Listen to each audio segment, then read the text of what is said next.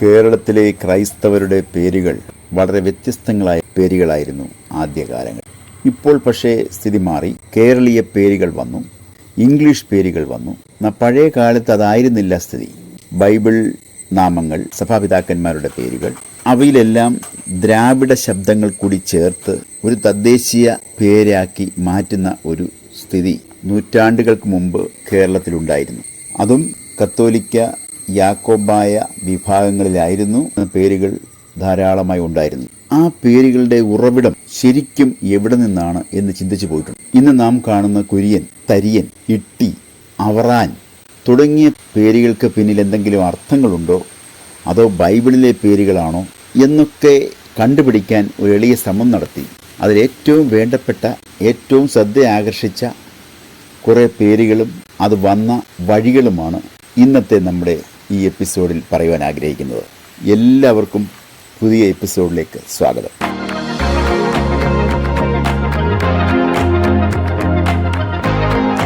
കേരളത്തിലെ പഴയകാല ക്രൈസ്തവരുടെ പേരുകളും ആ പേരുകൾ എങ്ങനെ വന്നു എന്നും നമുക്ക് വിശദമായി നോക്കാം. പഴയകാലത്തെ പല ക്രൈസ്തവ പേരുകളും കേൾക്കുമ്പോൾ ഈ പേരുകളുടെ ഉത്ഭവം എവിടെ നിന്ന് എന്ന് ഓർത്ത് തലപുണ്ണാക്കാറുണ്ട്. കേരളത്തിലെ ക്രൈസ്തവരുടെ പേരുകൾ എവിടെ നിന്നുണ്ടായി? ക്രിസ്ത്യാനികളുടെ ഭൂരിപക്ഷം പേരുകളും ബൈബിളിൽ നിന്നുള്ള പേരുകളും ആദ്യകാല വിശുദ്ധന്മാരുടെ പേരുകളുമായിരുന്നു. അവയ്ക്ക് ദ്രാവിഡ ശബ്ദങ്ങൾക്ക് പ്രാമുഖ്യം നൽകുന്ന തദ്ദേശീയ പേരുകളായിരുന്നു. ഈ പേരുകളിൽ വ്യത്യസ്തത പുലർത്തുന്നത് കൂടുതലും തൃശൂർ, അങ്കമാലി തുടങ്ങിയ ഇടങ്ങളിലെ കത്തോലിക്കരും യാക്കോബായ വിഭാഗക്കാരുമാണ്.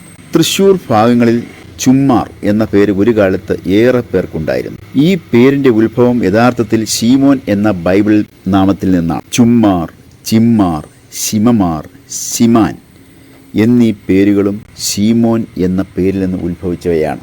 പാവു, പൗൽ, പൈലി ഇത്യാദി പേരുകൾ വിശുദ്ധ പൗലോസിന്റെ പേരിൽ നിന്ന് വന്നതാണ്. ഈയു, ഈയപ്പൻ, ഈയുണ്ണി, ഈപ്പൻ, ഇയോബ് എന്നീ പേരുകൾ ബൈബിളിലെ പഴയ നിയമത്തിലെ ഇയോബിന്റെ പേരിൽ നിന്ന് വന്നിട്ടുള്ളതാണ്. ഇതിൽ തന്നെ ഈപ്പൻ, ഈയുണ്ണി, ഇയോബ് തുടങ്ങിയ പേരുകൾ മധ്യ തിരുവിതാംകൂറിലും ആളുകൾ പണ്ടുകാലത്ത് ഇട്ടിരുന്ന പേരുകളാണ്. യേശു, യോശുവ എന്നീ പേരിൽ നിന്നാണ് കോശി, കോഷി തുടങ്ങിയ പേരുകൾ ഉണ്ടായത്. മധ്യ തിരുവിതാംകൂറിലെ ക്രിസ്ത്യാനികളുടെ ഇടയിൽ പ്രചാരം നേടിയ പേരുകളാണ് ഈ കോശി എന്നുള്ളത്.